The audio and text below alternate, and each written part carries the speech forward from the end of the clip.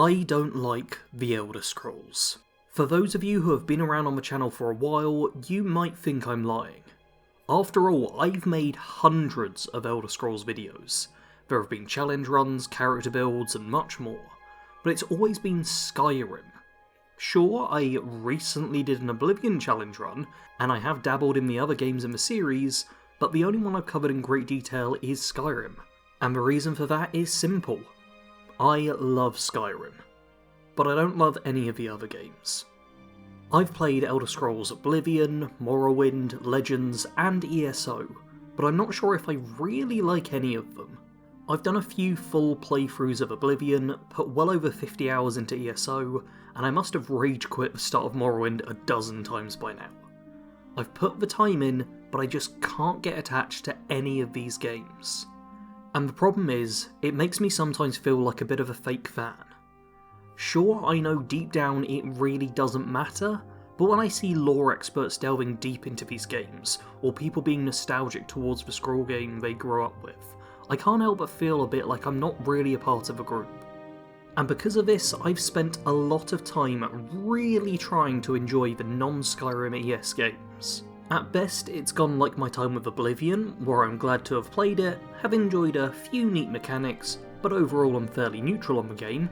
In fact, I actually uninstalled it after the last challenge run. But at worst, it's gone like Morrowind, where I can't even play for an hour before rage quitting, because rolling to hit in a 3D game makes no sense. I hit them when I hit them. A single rat should not take 100 sword swings to defeat.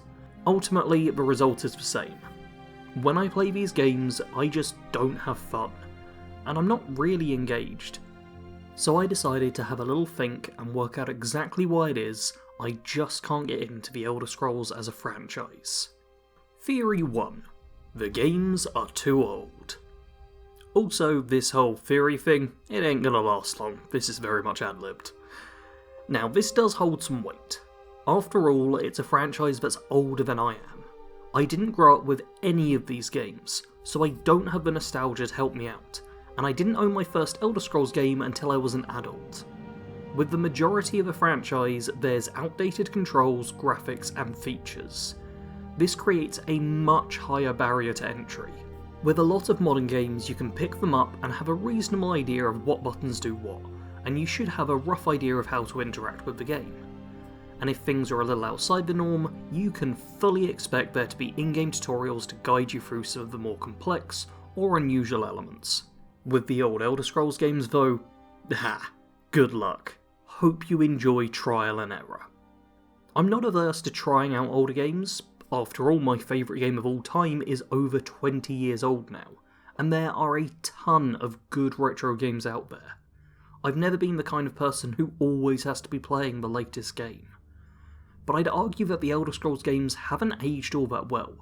Sure, there's the odd really cool thing each of them did, and for the time, they were all great.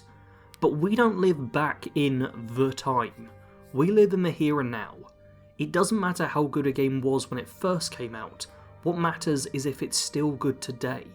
There's plenty of games out there which rely on nostalgia to keep up their good reputation. To take a look outside of the franchise for a minute, let's discuss GoldenEye. This is an iconic game which has been rated incredibly well. But if a AAA game that looked and played exactly like GoldenEye was made these days, we'd be outraged at the shoddy job that was done. Now if it was an indie game, it would be adored, but that's something for a different video. What I'm getting at is that top quality games of the past aren't even mediocre in comparison to the best games we have now. I know a lot of people like to rag on modern games because of bugs and issues and whatnot, but when you look at the very best that gaming has to offer, we're in a better time than ever before. It's easy to look back and think that the past days of gaming had more hits, but that's because we forgot about all the mediocre stuff that came out, and just focus on what really captivated us. As it stands, there's just too many improvements modern games have over the past ones, but that doesn't make it the only reason I can't get into the franchise. After all, Skyrim is the game that I do enjoy, and Elder Scrolls Online came out after that. And yet, I don't like that game either. My problem with ESO is a lot of small things, I guess. First up, it's an online game, and I'm fairly antisocial. I don't tend to play video games with others, I hate meeting new people, and even just being in a game with other players makes me somewhat self-conscious. I can say that MMOs generally aren't my thing, but that's not always the case. After all, I covered Fallout 76 for years, and do still enjoy it these days. Being an MMO alone isn't something which stops me from enjoying a game. The problem is that every time I've tried to get into Elder Scrolls Online, there's always something which makes me give up on it. Be it the huge amount of monetization, enemies that respawn a minute after they're defeated, or the somewhat overwhelming inventories. While none of these things seem huge on their own, the actual problem is that there's nothing in the game which truly appeals to me. In my last attempt, I went to Vivec City and met the eponymous Dunmer themselves. For plenty of fans, that's a great experience. For me, I just didn't care. I'm relatively aware of the Tribunal and the history of the Land of Morrowind, but it just doesn't hold significance with me. And this is where we come to the real reason I don't truck with the Elder Scrolls. There's all this epic lore across a history of games, but I just don't care about any of it. This isn't an issue I have with every fantasy franchise out there. In fact, I often love delving into them.